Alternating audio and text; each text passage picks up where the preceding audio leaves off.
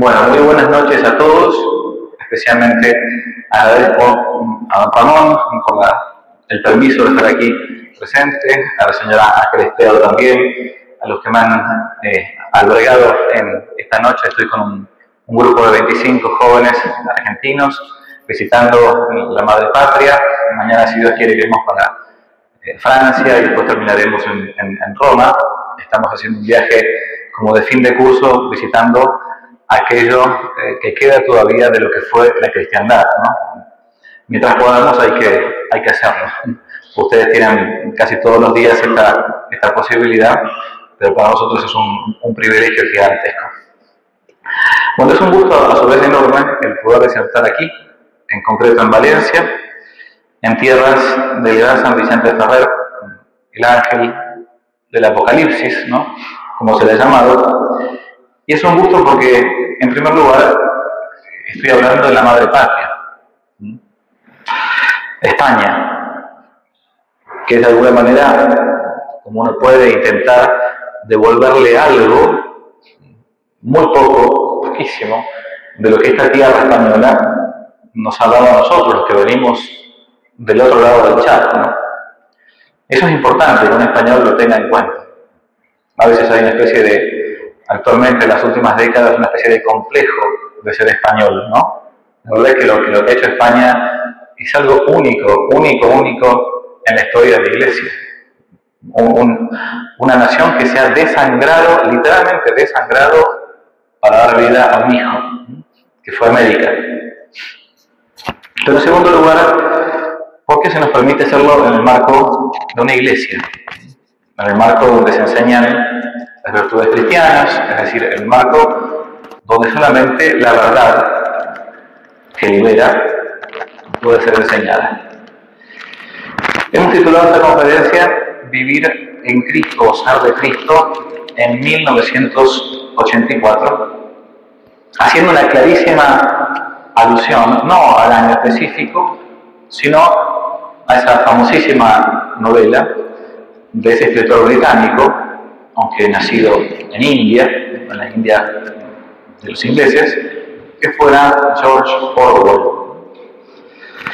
quien en su turbulenta juventud, por cierto, no solamente militó en las filas de la izquierda, sino que llegó a combatir incluso aquí mismo. Orwell estuvo aquí en España en tiempos de la Cruzada Española, como por entonces llamaba a lo que hoy dicen la Guerra Civil Española la Iglesia. Aquí hubo una cruzada para frenar el comunismo. Orwell estuvo aquí y después de haber estado en estas tierras se dio cuenta de lo que era ese paraíso comunista, ¿no? Ese paraíso de los cubanos, por ejemplo, o de los venezolanos, ¿no? Está lindo el comunismo y los cubanos se van a nado a Miami, ¿no? Un paraíso. Y después de esto, después de la cruzada, habiendo conocido desde adentro lo que implicaba el comunismo, escribió sus conocidísimas Rebelión en la Granja, 1945, año que termina la Segunda Guerra Mundial, y su famoso 1984. Esto fue un año antes de morir, en el 49. Ambas obviamente son producto del enorme descontento y de esa gran decepción que le había dado el comunismo. En lo personal, yo conocí a Rebelión en la Granja cuando apenas era un pequeñito, un niño, hijo de padre militar que ha luchado contra el comunismo, hoy está pagando la cárcel, como tantos otros militares argentinos, por haber peleado contra la guerrilla marxista.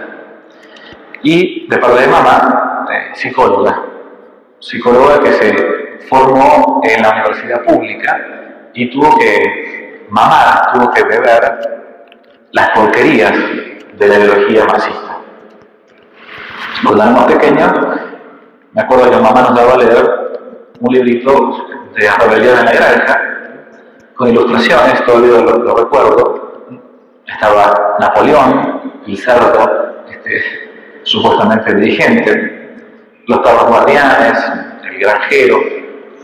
Todos eran personajes que a nosotros nos llamaban mucho la atención. En las fábulas, los animales hablan.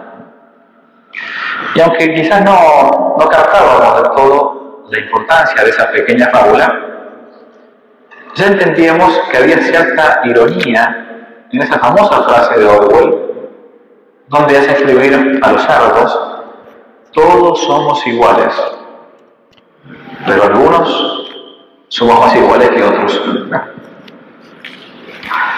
Rebelión en la granja es de esas obras que perfectamente se pueden leer de pequeño, o también de grandes. Y como pasa con casi todos los libros, en cada lectura uno va sacando más y más enseñanza. Es un clásico, o sea, es un texto que soporta el paso de los tiempos. Por aquello de Charles Péguy, ¿no? Homero es nuevo cada mañana y el diario de hoy ha envejecido ya. Homero, el clásico, ¿no? Eso es un clásico, soporta el paso de los tiempos. En cambio, 1984, bastante lejos de ser una fábula, es una novela, como dicen los jóvenes, distópica. Antes, cuando éramos chicos, decíamos futurista, ¿no? Tuve que buscar en el diccionario qué significaba distópico, ¿no? Bien, así me dicen los chicos.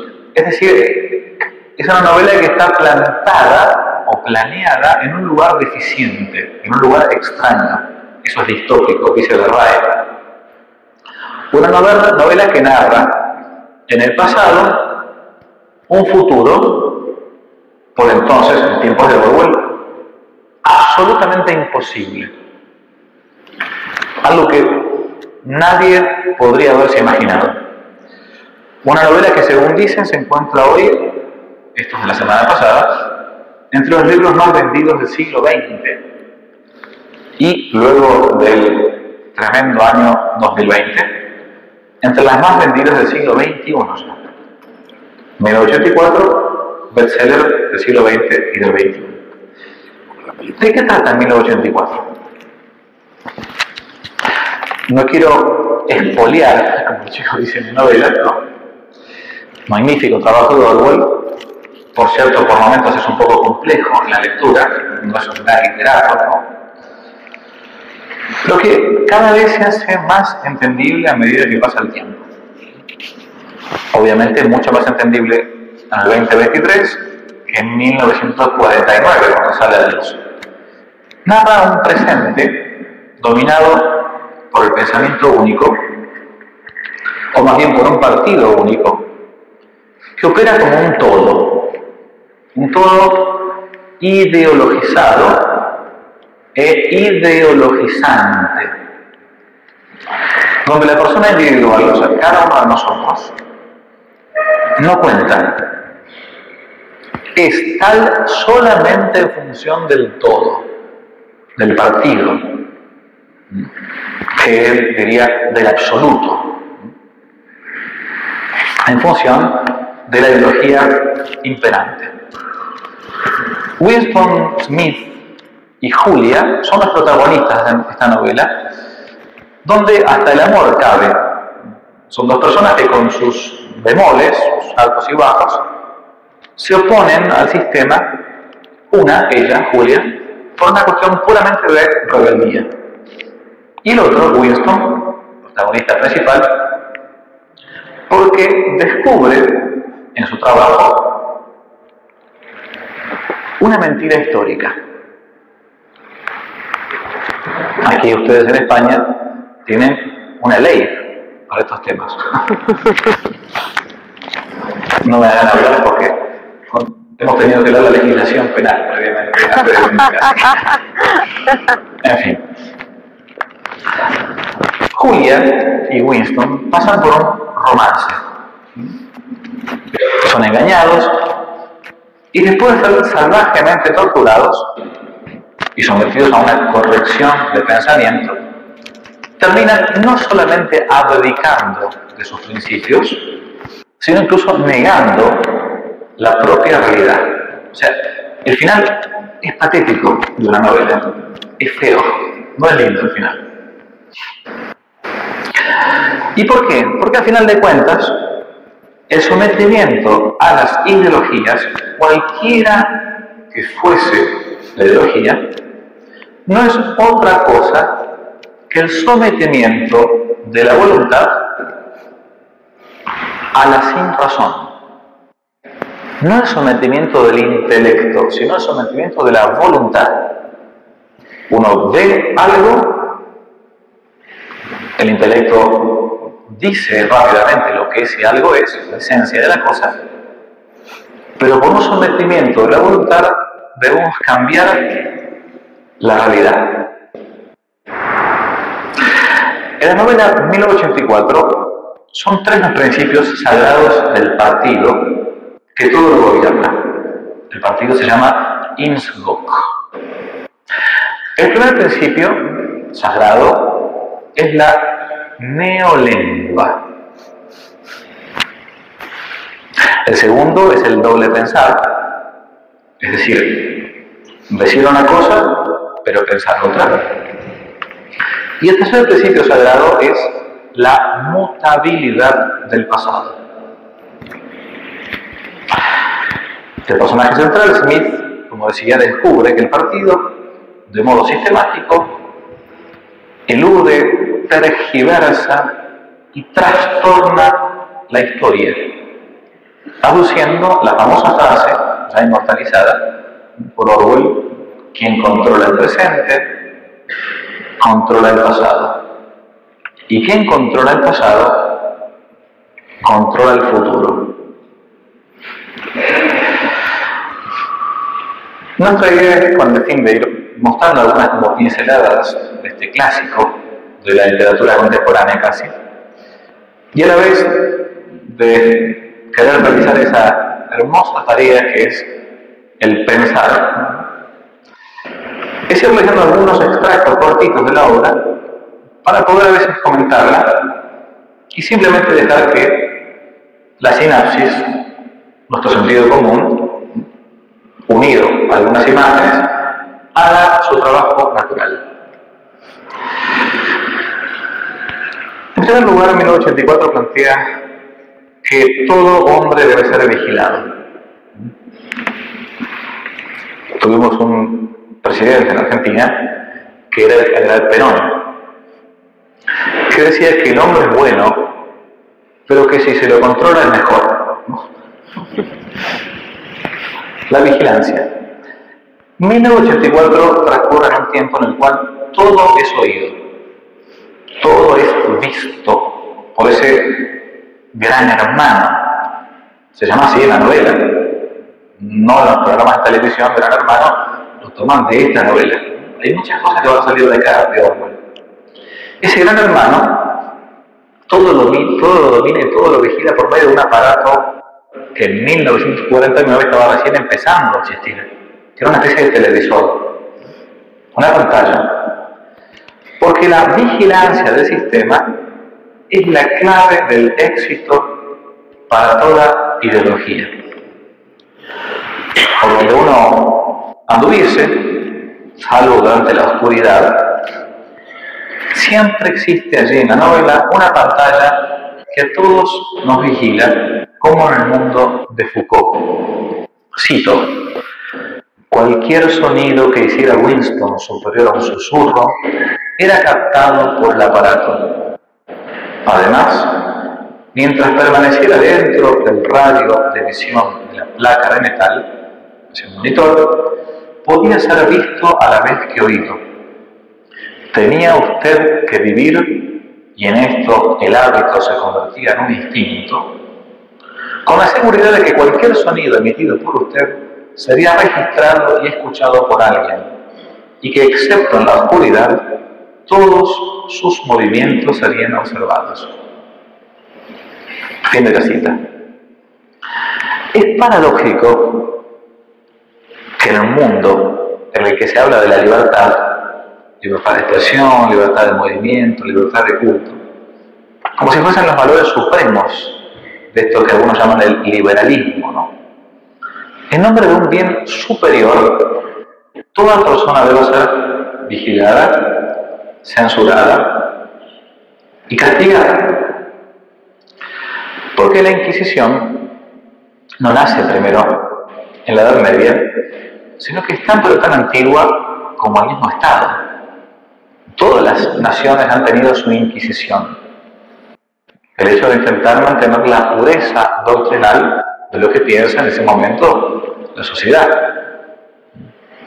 Hoy hay una tremenda Inquisición progre que si uno saliera a la calle y dijese en público, o mejor dicho, se le escapara en público alguna verdad, seríamos rápidamente sometidos a una policía de pensamiento por incorrección política. Cualquiera de nosotros no tiene libertad para decir hoy en día, en España o donde sea, lo que se le ocurra. Porque también hoy hay una Inquisición. El Estado sometido a una especie de religión estatal o ideología imperante nos va a aplicar no solamente la censura previa, sino una corrección penal posterior. Si Winston hubiese vivido en otras épocas, se hubiese dado cuenta de que además de la censura, hay algo todavía peor, que muchos católicos nos pasa. Peor que la censura es la autocensura. El hecho de no querer decir ciertas cosas frente a ciertas personas, el hecho de no, por las dudas para no incomodar, ciertas cosas no plantear. Es decir, el temor a no querer decir la verdad o a no querer arriesgar siquiera un centímetro de pellejo. A diferencia del enemigo, nuestros enemigos muchas veces terminan dándonos cátedra de fortaleza, aunque sean pocos. Por aquello del Evangelio que se encuentra en Lucas 16. Los hijos de las tinieblas en sus asuntos son más prudentes que los hijos de la luz. Aprendan de los hijos de las tinieblas. A veces nosotros que jugamos con el, corremos como se dice, con el caballo del comisario, tenemos a Cristo, tenemos miedo. La vigilancia que lleva a la censura y peor todavía a veces a nuestra autocensura. El segundo punto que plantea en 1984 es que siempre debe existir un enemigo al cual derrotar. En la novela, el partido único, como en todo régimen totalitario, entiende que esa famosa dialéctica amigo-enemigo, inmortalizada por Carl Schmitt, siempre funciona al momento de tener que aunar a la tropa. Todo régimen totalitario necesita tener en mente que el otro es el enemigo, y al enemigo ni justicia. No se concede ni siquiera un tranco de pollo. En el caso de 1984, ese enemigo es ni más ni menos que el pueblo. El pueblo es enemigo de la sociedad. Y ese pueblo tiene nombre y apellido en una persona. Aquí Orwell pone a un personaje ficticio que nunca nadie vio, pero que el partido siempre nombra, y lo nombra con un nombre así, Emanuel Goldstein, el enemigo del pueblo. ¿Quién era Goldstein? Existía. Nadie nunca lo había visto. Para el partido claramente existía. Cito: Goldstein se había dedicado a actividades contrarrevolucionarias. Había sido hasta condenado a muerte, pero se había escapado misteriosamente, desapareciendo para siempre. Era el enemigo público, el enemigo de la sociedad, el enemigo del partido. Era aquel enemigo que no estaba de acuerdo con los principios del Estado. El ser más despreciable de todos. El nombre a quien todos insultaban apenas era nominado. Eres uno de ellos, decían. Eres de la hermandad era aquella agrupación supuestamente secreta que quería oponerse a ese régimen totalitario. Porque todo régimen necesita de esa dialéctica, necesita de esos motes. Sí, eres de la hermandad. Estás con Goldstein, seguramente. La hermandad, hoy podríamos decir, integrista, fundamentalista. No estás con el partido, no estás con el gobierno. Porque todos hoy podemos ser Goldstein. Es decir, enemigos de la sociedad, enemigos del género humano. Cuando los primeros cristianos, durante las persecuciones del imperio, eran perseguidos, la acusación que se les hacía no era la acusación de estar en contra de las personas. La acusación, uno lo lee las actas de los mártires, eran de ateísmo. Los cristianos eran acusados de ateísmo. ¿Por qué? Porque no estaban dispuestos, y por eso iban al suplicio, a aceptar que todos los dioses eran iguales. Roma se caracterizaba en su derecho porque mientras iba conquistando pueblos aledaños, iba tomando sus propios dioses y hacía una especie de sincretismo. Por eso, cuando uno va a Roma, se encuentra con el famoso Panteón, hoy Santa María de los Ángeles y de los Mártires. Cada vez que se conquistaba un nuevo pueblo, una nueva nación, se colocaba la estatua de ese pueblo para el imperio. Y todo el resto debía aceptar esos dioses. Los cristianos decían, momentito, non possumus. Podemos tolerar el error, pero no podemos aceptar que esos dioses sean verdaderos. Por eso la acusación penal era de ateísmo.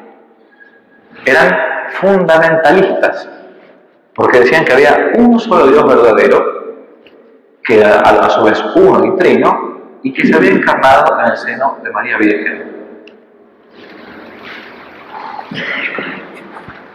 Podemos ser tildados también así. Hace poco le oí decir a un político español lo siguiente: si quieres un empleo estable, eres Goldstein, es decir, extrema derecha. Si respetas a tus padres y exiges el derecho a educar a tus hijos, extrema derecha. Si no quieres vivir compartiendo un departamento de 30 metros cuadrados, extrema derecha. Si amas a tu patria, extrema derecha. Si intentas vivir tu fe católica de forma coherente, extrema derecha. Si te parece ridículo el feminismo que atenta contra las leyes biológicas, extrema derecha. Si quieres pasear seguro por las calles de tu ciudad, extrema derecha. Si sabes que plantando árboles o placas solares no salvarás a Europa, extrema derecha. Si no quieres que las élites millonarias decidan por ti, extrema derecha. El mote que se nos pone. Todo el que se enfrenta al pensamiento único, hoy es Goldstein, hoy es extrema derecha. Es decir, debe ser expulsado de todo espacio público. ¿Derechos humanos? Sí, porque todos somos iguales. Pero hay algunos que son más iguales que otros. En 1984 se reduce todo al mote que hoy diríamos antidemocrático, homofóbico, fascista, carca, facha, lo que ustedes quieran.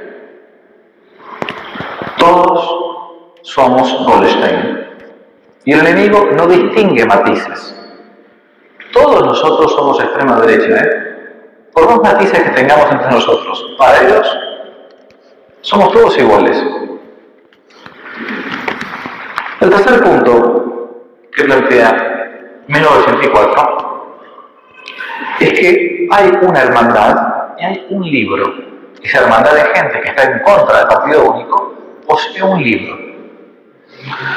En 1984 no solamente hay un grupo que sigue a este Emanuel Goldstein, este personaje ficticio que crea el partido para ponerle nombre, sino que también está ese conjunto de personas rebeldes que no están dispuestos a bajar la cabeza.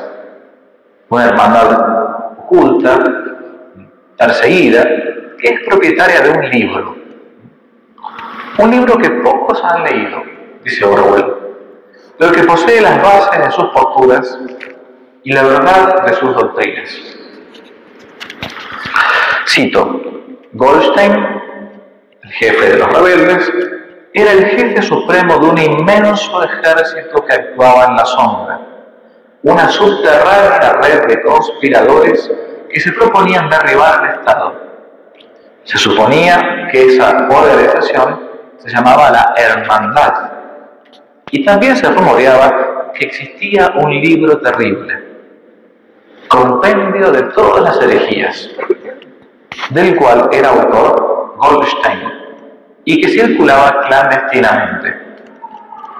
Era un libro sin título. La gente se refería a él llamándole simplemente el libro. El libro. El tener ese libro y el seguir sus enseñanzas, conforme siempre se habían entendido por parte de la hermandad, es decir, interpretando ese libro como siempre se había interpretado, era siempre tenido como una declaración de guerra. En ese libro, que en realidad era un conjunto de libros, se planteaba la realidad, el bien y el mal, la verdad y la mentira. Y todo esto era suficiente para que tuviese que ser encontrado y destruido. La idea de un libro, naturalmente, que diga lo que está bien, lo que está mal, lo que es verdad y lo que es mentira, es casi imposible no analogarlo con el libro de los libros. Para nosotros los cristianos, que son las Sagradas Escrituras. La Biblia es justamente eso. Había además, en 1984, un crimen de los más tremendos, de hecho, por el cual va a ser condenado, ni más ni menos que Winston, el protagonista de la obra. Un crimen que Orwell llama así, uniendo dos palabras: el crimen de pensamiento o el crimen mental. Él le va a llamar el crimental. Era un crimen pensar ciertas cosas. No digo decirlas, sino simplemente pensarlas. Lo que llama la atención de esta novela distópica es que mira del bien del todo, aún los propios pensamientos intentan ser controlados bajo la tipificación legal de algo que se conoce como eso, el crimen mental. El partido no solamente desea controlar el ejercicio externo de los ciudadanos, sino la misma capacidad de razonar. El punto de que si aún pudiesen, incluso, se meterían dentro del mismo cerebro para analizar el inicio, el medio y el fin de nuestros pensamientos, conscientes e inconscientes.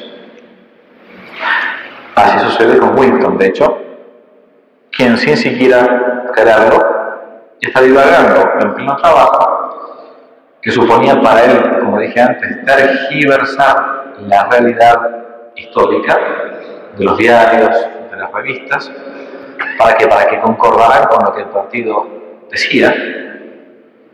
En cierto momento, casi distraído y dejándose llevar por la divagación, había escrito en un papel, casi garabateando, esta frase: abajo el gran hermano.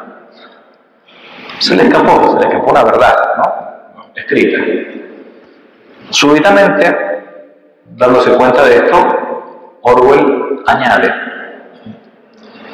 Winston había cometido el crimen esencial que contenía en sí todos los demás.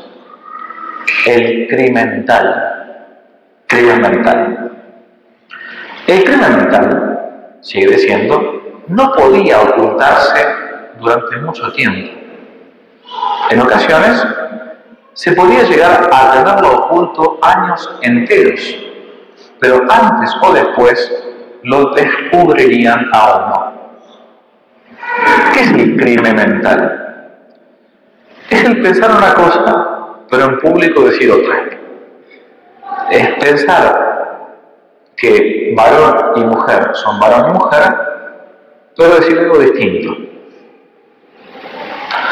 El crimen esencial en organizaciones totalitarias, como las que presenta Orwell, es ese delito sedicioso de llamar a las cosas por su nombre,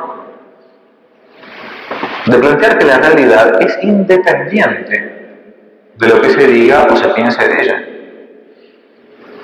Es aquello que decía Chesterton: llegará un día en que será preciso desenvainar una espada para decir que la hierba es verde en verano.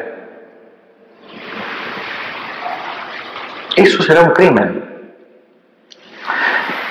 El crimental o crimen mental, como llamaba Orwell, bien puede quedar impune durante mucho tiempo.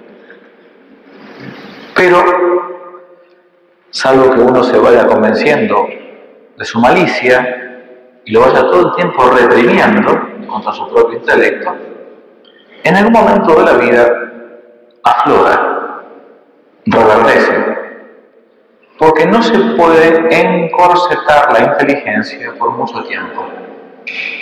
No se puede aplacar la verdad que clama a los cuatro vientos. El mundo orwelliano, entonces, no solamente controla lo que se dice, sino lo que se piensa. Vamos a ver si funciona esto que intento pasar, que tiene audio. Esto pasado hace apenas un mes en Londres.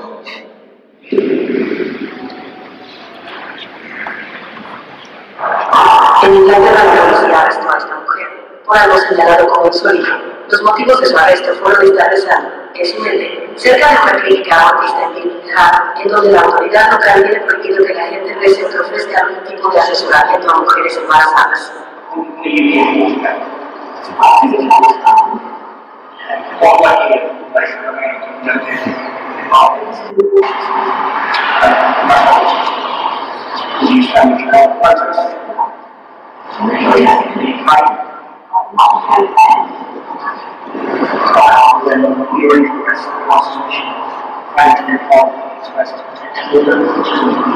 Por su parte, Isabel señaló: es una incorrección adelante que la policía me detuviera, me llevara a los calabozos, me registrara y me humillara suavemente por rezar en la intimidad de mi propia mente.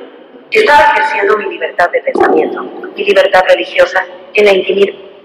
Bien, para los que no pudieron ver, una mujer que simplemente estaba parada, rezando, sin hacer ningún ejercicio público de sus cuerdas vocales, y es detenida por estar rezando frente a un abortorio.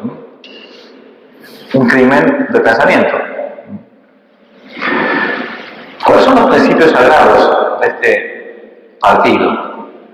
El partido dominante, o mejor dicho, el único partido de ese país llamado Oceanía, le pone ese nombre Orwell, tiene tres principios que rigen el accionar. Tres y no más de tres. La llamada neolengua, que dijimos, ese doble pensar, y la mutabilidad del pasado. Neolengua, la nueva lengua. ¿En qué consiste la neolengua? Simplemente en modificar el lenguaje para desde sí modificar la realidad. De ahí que hubiera palabras que estaban permitidos decir y otras que simplemente no llaman lo blasfemo. Para ello existe en la novela un ministerio de la igualdad, no mentira, ministerio de la verdad. Es el órgano de pensamiento que plantea cada vez un nuevo diccionario. Es el modo oficial de hablar. Uno de sus redactores decía, cito, le estamos dando al idioma su forma final, la forma que tendrá cuando nadie hable más que la neolengua.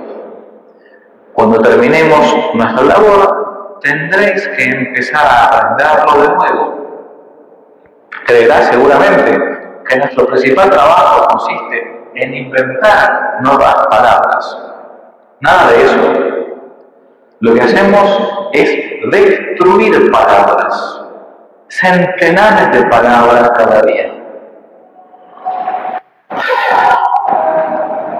Todo régimen totalitario sabe que, como señala el apóstol San Juan en el prólogo de su Evangelio, que en principio era el verbo, en el principio era la palabra. En principio era el verbo, en arge, en hologos. Así empieza el Fausto de Goethe. ¿Qué es eso del logos? Dice Goethe. Al principio era el verbo. ¿Qué es esto? Después de muchas disquisiciones, el doctor Fausto termina diciendo, claro, es el poder. Al principio era el poder. Engendrar nuevas palabras es el intento, de hecho, de la cabra judía, de intentar crear una nueva realidad paralela al margen de las esencias. Todo régimen totalitario busca cambiar el lenguaje, porque por medio del lenguaje se va cambiando la realidad. Las palabras son balas, decía Lenin. Y es en este nuevo mundo orwelliano en que el autor imagina una sociedad donde las palabras, al igual que con Adán y Eva en el Edén, se iban entonces nombrando las esencias y de algún modo hasta creándolas. La neolengua intenta recrear la realidad. De algún modo se rió de todo esto un autor argentino muy conocido que fue Jorge Luis Borges, en el Golem, si como afirma el griego en el Tratilo, el nombre es arquetipo de la rosa. En las letras de rosa está la rosa y todo el Nilo en la palabra Nilo. Es un poema donde él ironiza un poco con esto de aquellos que se dedican a la Kabbalah judía, de querer buscar la lengua propia de Adán para modificar la realidad. Todo régimen totalitario intenta que uno hable distinto, que cambie las palabras, que cambie la lengua. En términos de Orwell, la palabra crea la realidad. Es por medio del verbo, la palabra, por el cual todas las cosas van siendo rehechas. Es el sueño, de hecho, es el sueño de la moderna escuela de Frankfurt. El inicio de la nueva izquierda, como la han llamado. Las palabras, que son como dardos, poseen siempre una finalidad dominadora, una finalidad limitante, una finalidad de poder, como decía uno de sus personajes. Cito: la finalidad de la neolengua, dice Orwell, es limitar el alcance del pensamiento, estrechar el radio de acción de la mente. ¿Cómo puede haber crimen mental si cada concepto se expresa claramente con una sola palabra, una palabra cuyo significado esté decidido rigurosamente y con todos sus significados secundados, eliminados y olvidados para siempre? La revolución será completa cuando la lengua sea perfecta. La importancia de no prostituir nuestro lenguaje. Esto que nuestros papás o abuelos nos decían cuando éramos chicos, ¿no? Al pan, pan y al vino, vino. Uno tiene que hablar en cristiano. Yo tenía un profesor, viejito sacerdote en el seminario, que cuando escuchaba a un seminarista decirle a otro, chao, chao, decía, no, hijito, venga para acá, venga. No se dice chao. Padre, ¿pero por qué? ¿Qué pasó? Usted tiene que decir adiós. Bueno, pero es lo mismo, chao, adiós. No. Si fuera lo mismo, él había estudiado aquí en España, durante la Guerra Civil. Si fuera lo mismo, la República Española no hubiese prohibido la palabra adiós. Impresionante esto. Entonces, cuando usted salude, usted saluda con adiós. ¿Me entendió? Sí, padre. ¿Cómo no? Sí, cómo no. Tenía razón el viejo. Porque aún así uno se ha apostolado. Desde ese día yo creo que nunca digo más chao. Cambiar la lengua para cambiar la realidad. Esto es lo que se ha hecho siempre. Desde la Revolución Francesa cambiaron esto.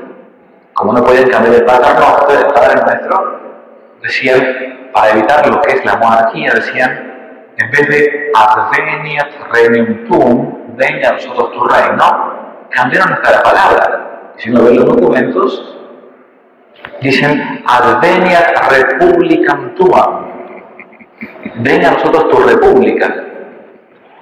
Literal.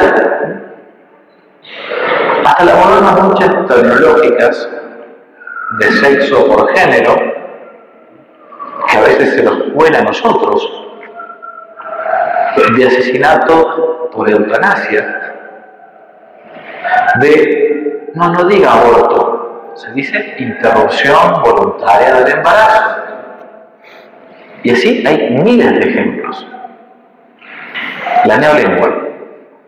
El segundo principio es el doble pensar, principio por el cual no importa qué es lo que la inteligencia diga respecto de la adecuación con las cosas, el principio ya no está más en aquella adequatio rei et intellectus, la adecuación del intelecto y de la cosa,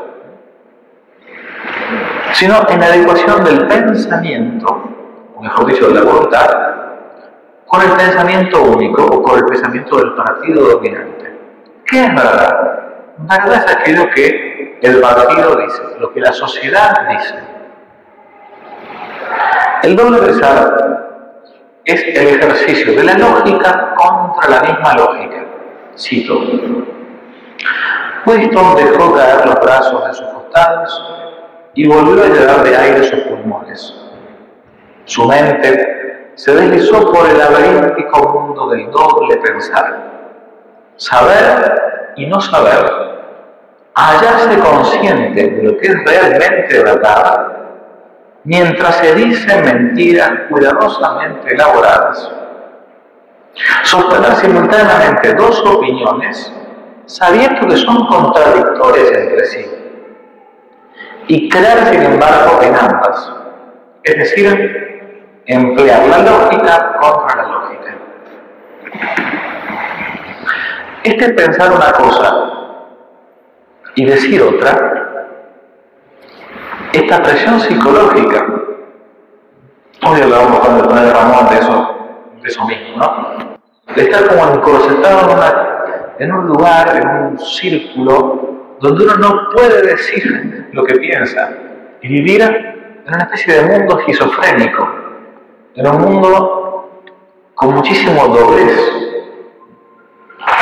Es digno más bien de una chica republicana, o peor todavía que eso, porque uno está encerrado en su mismo interior. Así que hoy en día, digo, como Groucho Marx, miren, estos son mis principios, pero si no le gusta, tengo estos otros. Y así todo el tiempo. Se trata de ese corsé que opera como una especie de autorrepresión de la inteligencia, y que se puede parecer en todos lados, desde el trabajo hasta la universidad, desde la misma iglesia hasta una verdulería de barrio. Por momentos pareciera como imposible decir que el rey está desnudo. A veces el rey está desnudo, es como el cuento de Andersen, pero nadie lo puede decir. Ese sofocante ejercicio del doble pensar. Cito: doble pensar significa el poder, la facultad de sostener dos opiniones contradictorias simultáneamente, dos creencias contrarias albergadas a la vez en la mente. El intelectual de partido sabe que está trucando la realidad. Este proceso ha de ser consciente, pues si no, no se verificaría con la suficiente precisión. Pero también tiene que ser inconsciente, para que no deje un sentimiento de falsedad en la persona, y por tanto de culpabilidad. El doble pensar está arraigado en el corazón mismo del partido. Todo esto es Orwell. Decir mentiras a la vez que se cree sinceramente en ellas. Olvidar todo hecho que no convenga recordar. Y luego, cuando vuelva a ser necesario, sacarlo del olvido solo por el tiempo que convenga. Negar la existencia de la realidad objetiva sin dejar ni por un momento de saber que existe esa realidad que se niega. Todo esto es indispensable. Ante un interrogatorio, en una encrucijada intelectual del protagonista, Orwell nos señala qué es lo que debió padecer Winston. Cito: el partido nos decía que se negase la evidencia de ojos y de oídos. Esta era su orden esencial. El corazón de Winston se encogió al pensar en el enorme poder que tenía enfrente. Sin embargo, era él quien tenía razón. Los otros estaban equivocados, él no. Había que defender lo evidente, dice Orwell. El mundo sólido existe, sus leyes no cambian. Las piedras son duras, el agua moja, los objetos faltos de apoyo caen en dirección hacia el centro de la tierra. Y entonces escribió y dijo: la libertad consiste en decir que 2 más 2 son 4. Si se concede esto, todo lo demás vendrá por sus pasos contados. La libertad consiste en poder decir que 2 más 2 son 4. Pues no hay libertad alguna sin la verdad. Y no hay virtud alguna sin la verdad. Solamente la verdad os hará libres, decía el Nazareno. Ese doble pensar. Hay un tercer principio interesantísimo, que es el cambio del pasado. En 1984 es fundamental cambiar el pasado. El principio se llama así, la mutabilidad del pasado. El pasado existe, pero siempre en vistas del presente. Y como tal, puede cambiar, pues no es más que un relato. Winston, el protagonista, tenía esa tediosa función de rectificar los datos que no concordaban con el partido, con lo que el partido decía. En determinado momento, toma él conciencia de que el partido estaba abiertamente cambiando no algunos datos accidentales, sino la historia misma de los hechos pretéritos. Siempre se había dicho que su país, Oceanía, como se llamaba, había sido aliada durante años con otro país llamado Eurasia. Pero a partir de determinado día, el mismo partido comenzó a decir exactamente lo contrario. De ahí que él se preguntara, cito, si el partido podía alargar la mano hacia el pasado y decir que este o aquel acontecimiento nunca había ocurrido, esto resultaba mucho más horrible que la tortura y que la muerte. Él, Winston, sabía que Oceanía, su país, había estado aliada con Eurasia, otro país, durante 4 años atrás. Pero, ¿dónde constaba ese conocimiento? Solo en su propia conciencia. Si todos los demás aceptaban la mentira que puso el partido, si todos los testimonios decían lo mismo, entonces la mentira pasaba a la historia y se convertía en verdad. Era como una especie de ley de memoria censurado. El que controla el pasado controla el futuro. El que controla el presente controla el pasado. Y sin embargo, todo esto es Orwell, el pasado alterable por su misma naturaleza nunca puede ser alterado. Todo lo que ahora es la verdad había sido verdad eternamente y lo seguiría siendo. Era muy sencillo. Lo único que se necesitaba era una interminable serie de victorias que cada persona debía lograr sobre su propia memoria. A esto le llamaban control de la realidad. Pero en neolengua había una palabra especial para ello. Era el doble pensar el pasado. Fin de la cita. En todas nuestras patrias se ha intentado siempre modificar lo que pasó antes. En la mía, para no hablar de la de ustedes, también se ha hecho algo parecido. Cuando hay un pensamiento único, no solamente se hace esa damnatio memoriae, como hacen los romanos, esa condena de la memoria, o esa conspiración del silencio, sino que incluso se tergiversa la historia para hablar de algo muy lejano y no meternos con hechos más recientes. España fue la pionera de la conquista de América, de la evangelización de América. Fue la última de las naciones que impone, algunos dicen hasta tardíamente, la Inquisición.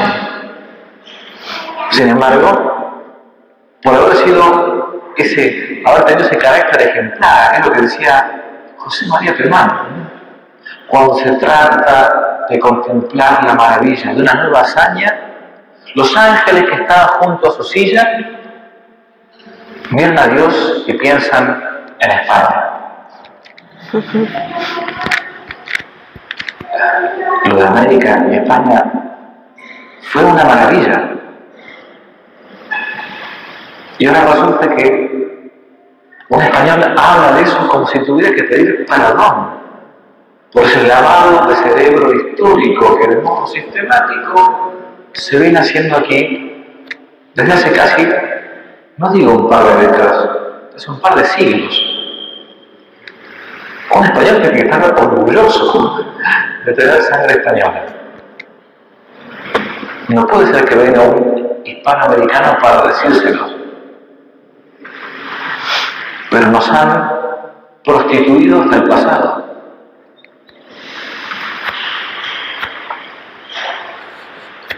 Ese cambio del pasado, como se vino dando a lo largo de los siglos con la historia, con nuestra historia, Basta con que sea repetida y enseñada hasta el cansancio para que al final de cuentas termine transformándose en una verdad por todos aceptada, hasta por nosotros los católicos.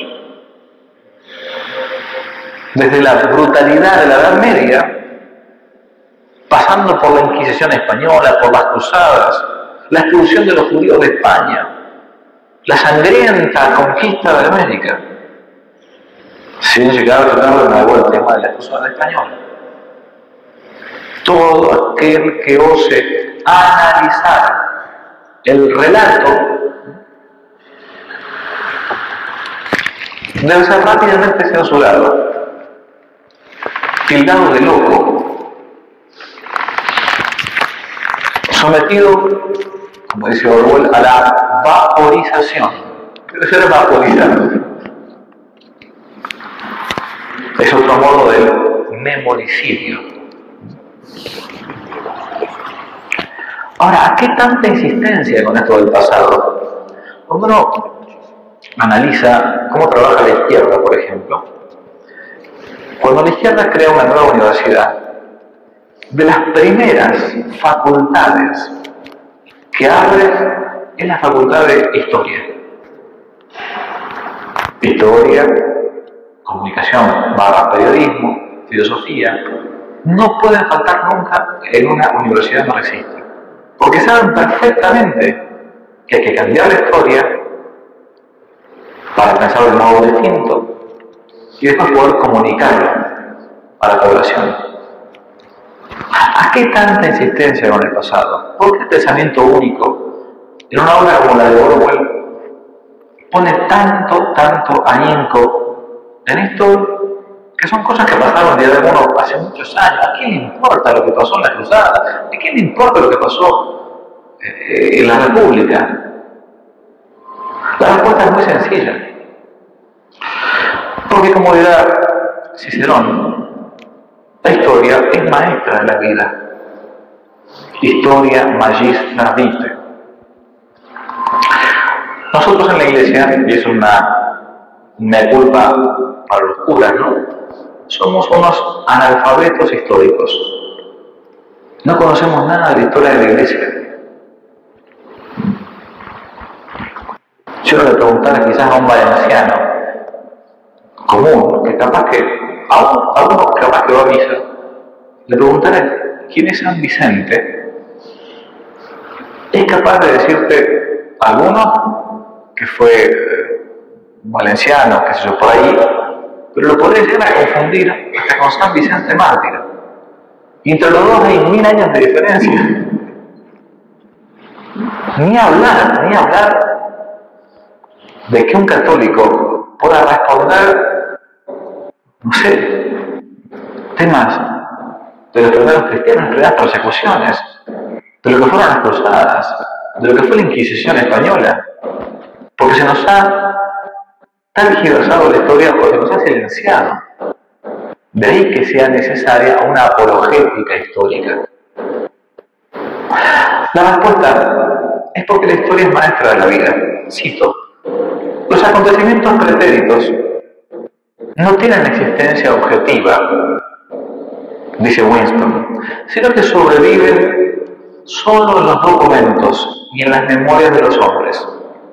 El pasado es únicamente lo que digan los testimonios escritos y la memoria humana.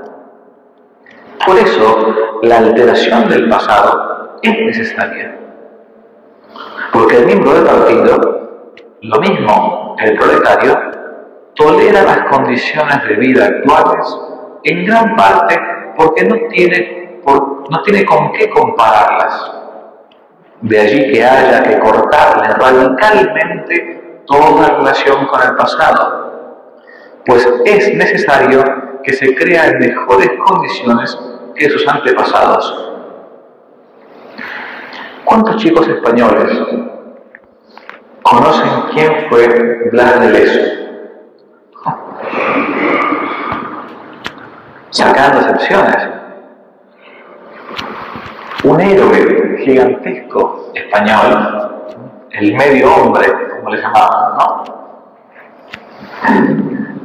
que combatió en la famosa batalla de Cartagena, un personaje que debería estar en todas las películas españolas. No sé. El pasado no solamente era cambiado, sino que era aniquilado, sepultado, más aún vaporizado, como se decía de las personas que estuviesen en contra de la política del Estado. Cito: el nombre del individuo en cuestión, que estaba en contra del pasado único, desaparecía de los registros, se borraba de todas partes. Cualquier referencia a lo que hubiera hecho era aniquilada. Su paso por la vida quedaba totalmente anulado, como si jamás hubiese existido. Para esto se empleaba esa palabra: vaporizado. Fin de la cita. Esta es la razón por la cual en el mundo orwelliano sus adeptos se vuelcan a la narración histórica como una clara acción política desde el presente. San Agustín decía, ¿no? Ama tierra y serás tierra, ama cielo y serás cielo. Si los héroes de una patria son traidores, esa patria está engendrando traidores. Si los héroes de una patria son verdaderos hombres, verdaderos santos, está engendrando eso. ¿Quién implementaba todo esto en el mundo orwelliano? Todo esto es implementado por un ministerio, que es el Ministerio de la Verdad. Se llama así, el Ministerio de la Verdad. Es el encargado de implementar los principios. En todo gobierno civilizado existe un Ministerio de Economía, de Salud, de Defensa. En Oceanía era necesario un ministerio que construyese y controlase la verdad. Cito: la principal tarea del Ministerio de la Verdad era no reconstruir el pasado, sino proporcionar a los ciudadanos periódicos, películas, libros de texto, programas de telepantalla, son palabras de Orwell, comedias, novelas, con toda clase de información, instrucción o entretenimiento. Fabricaban desde una estatua a un eslogan, desde un poema lírico a un tratado de biología, desde la cartilla de los niños hasta el diccionario de la neolengua. El Ministerio de la Verdad era, por así decirlo, el encargado de crear el sentido común. Es decir, la filosofía de los no filósofos, como le llamaba Gramsci. Cito: había toda una cadena de secciones separadas que se ocupaban de la literatura, de la música, del teatro, en general de todos los entretenimientos para los proletarios. Allí se producían periódicos que no contenían más que informaciones deportivas, sucesos y astrología, noveluchas sensacionalistas, películas que resumaban sexo y canciones sentimentales. Había incluso una sección conocida en neolengua con el nombre de pornosec. Era la encargada de producir pornografía para los proletarios. Cuando yo leí estas líneas, me fue imposible no acordarme de un famoso discurso de García Linera, ex vicepresidente de un país hispanoamericano que es Bolivia. Hasta el año 2019 este hombre fue vicepresidente, que en un discurso para intelectuales de izquierda dijo esto que le paso ahora, que es apenas 2 minutos, de lo que debe ser la revolución de un intelectual de izquierda. El paralelismo con Orwell es impresionante. Vaya ahora, si usamos todos los medios posibles, todas las herramientas posibles: discurso, organización, libros, televisión, novelas, chistes, ropa, teatro, dibujo, todos los medios posibles de expresión del arte y del espíritu humano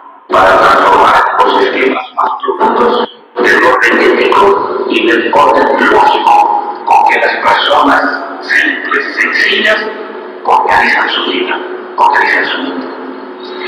El gran reto de esta revolución es presidente. Es el gran reto. Hemos avanzado muy bien. Es más fácil hacer una revolución que profundizar la revolución. Porque es fácil hacer una revolución aprovechando la crisis del orden neoliberal. Pero es mucho más difícil anular el orden neoliberal en el espíritu, en el aula, en la ética, en la forma de organizar cotidianamente en la vida cotidiana, en el sentido común. Tenemos que hacer eso. Hay que convencer a que hace la telenovela, a guionistas de televisión, a guionistas de teatro, hay que hablar con el artista, hay que hablar con el que hace el teatro, hay que hablar con el que hace presentación de música. Hay que irradiar un nuevo sentido como revolucionario, que es irradiar un nuevo sistema espiritual que nos permite ordenar ética y lógicamente el mundo. Tenemos una tarea gigantesca, presidente. Esa es la manera en que el intelectual debe comportarse. Usar todos los medios posibles, usar todas las vías posibles, usar todas las herramientas posibles para desmontar el viejo orden lógico y ético del mundo y para introducir las pautas de un nuevo orden lógico y ético del mundo. La escuela, la radio, la televisión, la universidad, los debates, las reuniones, la academia, los sindicatos, los barrios, las reuniones entre niños, nuestro compromiso con el presidente Chávez, nuestro compromiso con el valiente, abnegado, sacrificado y sencillo pueblo venezolano, como intelectuales tienen que ser escribir, la batalla de escribir, transformar y absolutamente todos los medios posibles de la vida cotidiana para llevar lo que sabemos hacer, ideas. Esas ideas y esos esquemas tienen que convertirse en sentido común, en hábito, en juicio y prejuicio, en conciencia y preconciencia de la gente. Y para eso tenemos que utilizar todos los medios. Maduro, somos luchadores de palabras y de símbolos. Y es nuestra misión, para eso hemos estado, para eso hemos estudiado. Y aquellos son seguidores del presidente,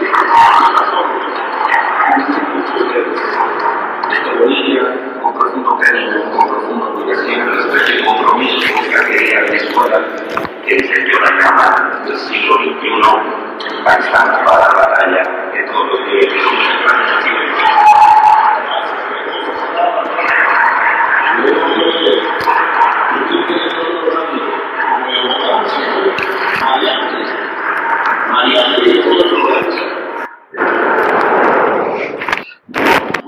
Esto no se queda entonces en la novela de Orwell, pasa a la realidad. La mayor de las herejías es seguir el sentido común en el mundo orwelliano. Hubo una época, dice Orwell, en que fue señal de locura creer que la Tierra giraba en torno al Sol. Ahora, en 1984, era locura creer que el pasado es inalterable. Quizás fuera él el único que sostenía esta creencia, y siendo el único, estaba loco. Al final, el partido no sería que 2 y 2 son 5 y habría que creerlo. Era inevitable que llegara algún día el 2 y 2 son 5. La lógica de su posición lo exigía. La mayor de las herejías era el sentido común. Hay otro pasaje excelente, y casi llegando al final del libro, yo estoy llegando ya casi al final de la conferencia, donde Winston es detenido, hay toda una especie de romance con esta muchacha Julia, y un tal O'Brien intenta doblegar por completo el intelecto y la voluntad de Winston. Así le dice: nosotros controlamos la materia, controlamos la mente. La realidad está dentro del cráneo. Irás aprendiendo poco a poco, Winston.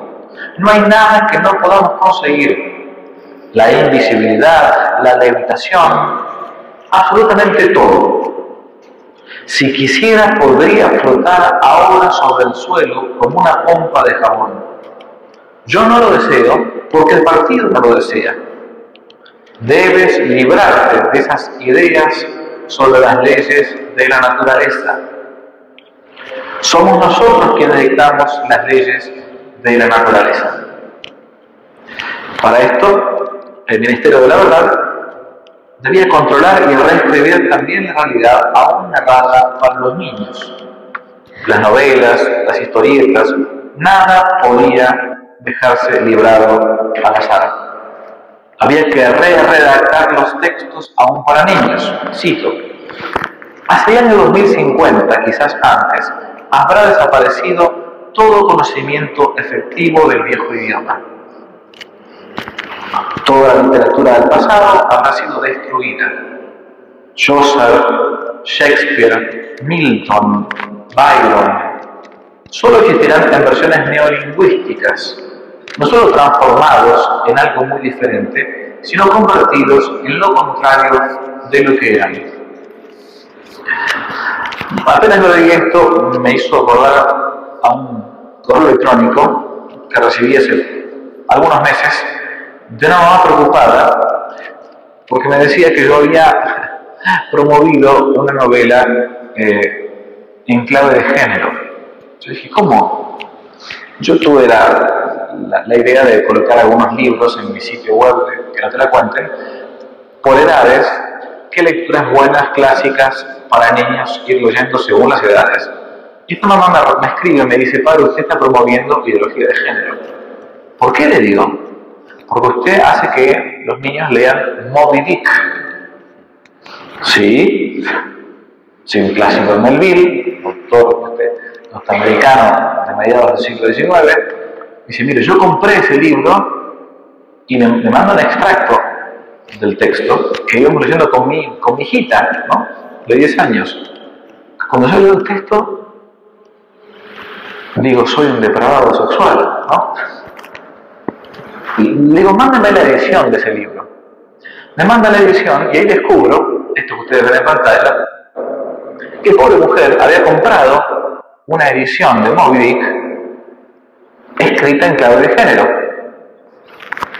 Entonces la pobre nena, cuando estaba leyendo, obviamente hay un pasaje que además que está traducido mal, está reescrito. Esto es el cambio de la realidad ahora en los niños. Solamente después de ver la visión de esta mamá, nos dimos cuenta que hay toda una serie de narraciones clásicas reinterpretadas o reescritas en esa clave. En serio, desde Blancanieves a Caperucita Roja, pasando por los cuentos de los hermanos Grimm, hasta Pinocho, lo que no se le ocurra. Ojo entonces. Otra cosa que el partido planteaba era la dialéctica intrafamiliar. Un estado totalitario como el que narraba Orwell no puede existir sin la ayuda y la colaboración espontánea de los ciudadanos. Los gulags siempre tienen capacidad finita, a fin de cuentas. En una situación por el estilo, el papel de adoctrinamiento de las masas desde la niñez es parte del sistema. De modo que a un niño hay que disponerlo desde pequeño, incluso hasta denunciar a sus propios padres si es necesario. No es que se intentase suprimir la familia, ese Orwell, sino que se la domina de un modo distinto. Se le vacía de contenido, se la utiliza. Cito: el instinto sexual era peligroso para el partido y este lo había utilizado en provecho propio. Habían hecho algo parecido con el instinto familiar. La familia no podía ser abolida, pero por otra parte los hijos eran enfrentados sistemáticamente contra sus padres.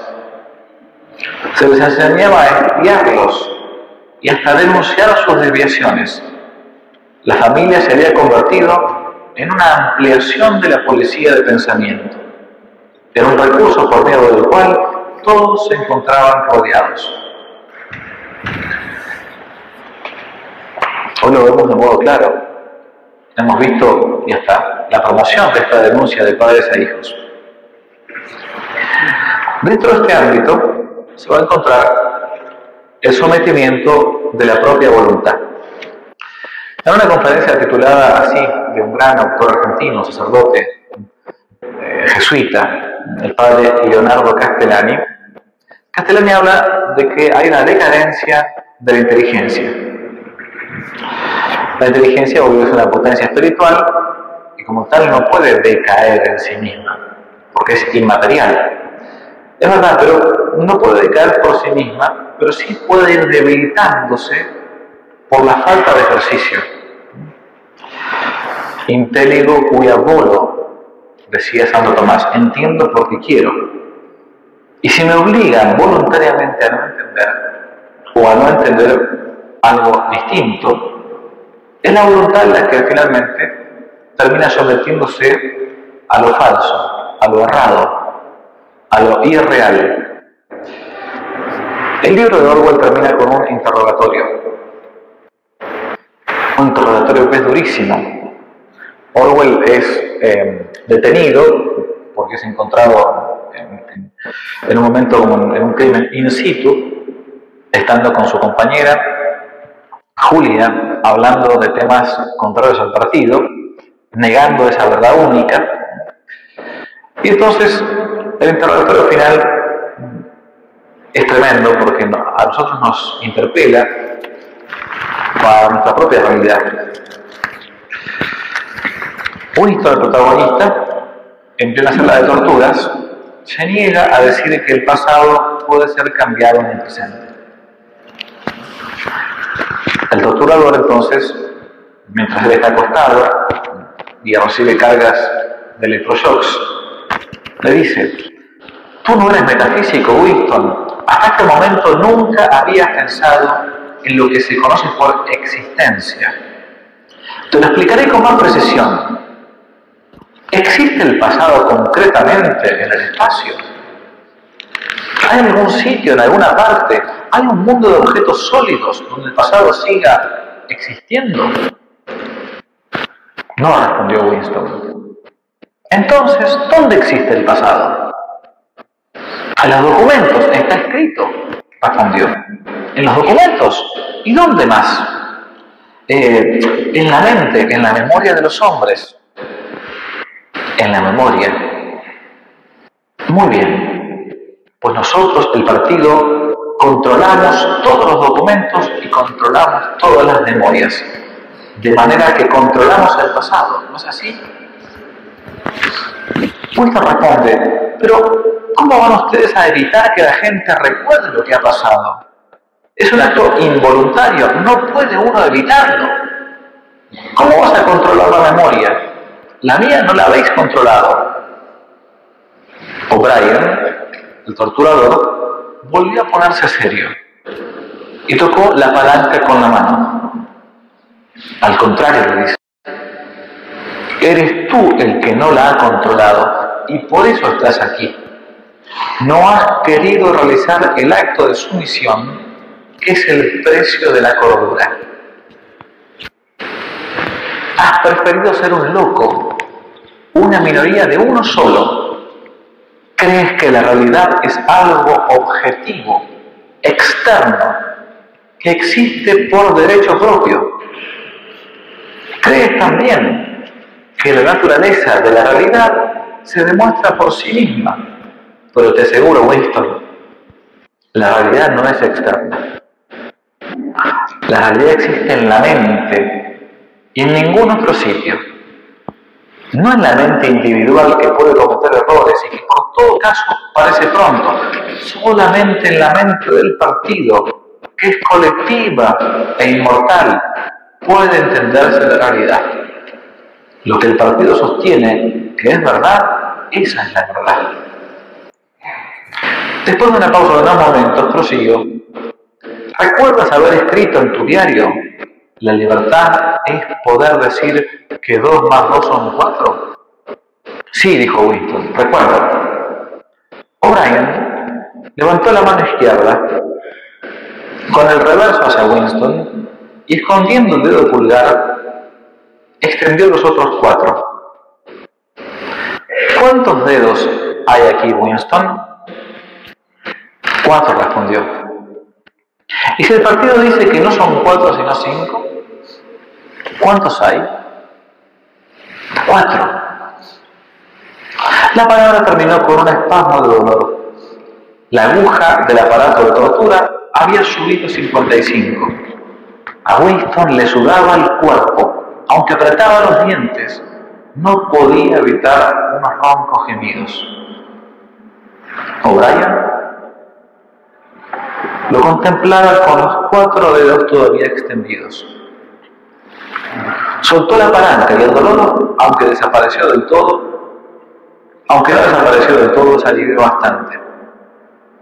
Winston, ¿cuántos dedos tengo? 4, respondió. La aguja subió a 60.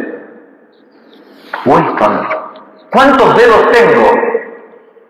4. 4. ¿Qué voy a decirle? 4. La aguja debía marcar más, pero Winston ya no la miró. El rostro severo y pesado y los 4 dedos ocupaban por completo su visión. Los dedos ante sus ojos parecían columnas enormes, borrosas, vibrantes, pero seguían siendo 4 sin duda alguna. ¿Cuántos dedos, Winston? 4, 4. Pero no sigas, es inútil. ¿Cuántos dedos, Winston? 5. 5. No, Winston. Así no vale. Estás mintiendo. Sigues creyendo que son 4. Por favor, ¿cuántos dedos tengo? 4. 5. 4. Lo que quieras. El episodio y el libro terminan con que el partido va a torturar tan ferozmente a Winston que el pobre hombre va a terminar aceptando que 2 más 2 son 5. Pero no a regañadientes, no mintiendo, sino convencido por su propia voluntad, cambiando su propio sentido común y hasta pidiendo perdón por esto. Como decía antes, el libro no termina como las novelas de Hollywood. Ni Winston ni Julia se hacen católicos. Apenas se nombra a Dios una sola vez en toda la novela. Ni se casan por la iglesia, ni se escapan a Horacia. No, terminan aceptando que lo que habían hecho había sido un error. Se habían opuesto al Gran Hermano, a Oceanía, al partido, que era el verdadero Dios. Y eso era un pecado gravísimo. Claramente que 1984 nunca existió. Pero es bueno hacer este ejercicio de la inteligencia, de analizar, como lo hizo Orwell, de la posibilidad de un mundo por el estilo. ¿Es necesario oponerse a las ideologías? ¿Es conveniente? ¿Es factible cambiar un mundo en el caso que lleguemos a algo parecido? ¿Tiene sentido oponerse? Cuando nuestro Señor Jesucristo enseña en el Evangelio de San Marcos las bienaventuranzas, bienaventurados los pobres de espíritu, porque heredarán la tierra. Bienaventurados los puros de corazón, porque ellos verán a Dios. Termina diciendo, después de esa nueva ley, ¿no?, de las bienaventuranzas, una frase con la que cualquier católico del siglo XXI deberíamos meditar día tras día. Después de ese poema de las bienaventuranzas, Jesús, nuestro Señor, dice: vosotros sois la sal de la tierra, vosotros sois la luz del mundo. No puede esconderse una ciudad, una luz o una ciudad debajo del celemín. No puede. ¿De qué sirve la sal si pierde su sabor? De nada, si se vuelve insípida, sino más bien para ser tirada y pisoteada por los hombres. Vosotros sois la luz del mundo. Terminamos con las palabras de Winston, antes de su conversión al pensamiento único, cuando, antes de esa tortura, él escribe lo siguiente: no creo que podamos cambiar el curso de los acontecimientos mientras vivamos, pero es posible que se creen algunos centros de resistencia, algunos grupos de descontentos que van aumentando e incluso dejando testimonios tras ellos, de modo que la generación siguiente pueda recoger la antorcha y continuar nuestra obra. De eso se trata 1984, de un mundo distópico que hoy estamos viviendo y en el cual debemos combatir para que Cristo reine en la sociedad. Muchas gracias.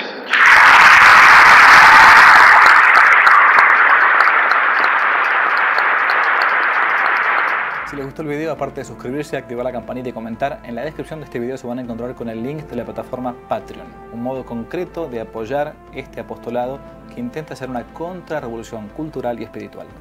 Dios les bendiga y que no te la cuenten.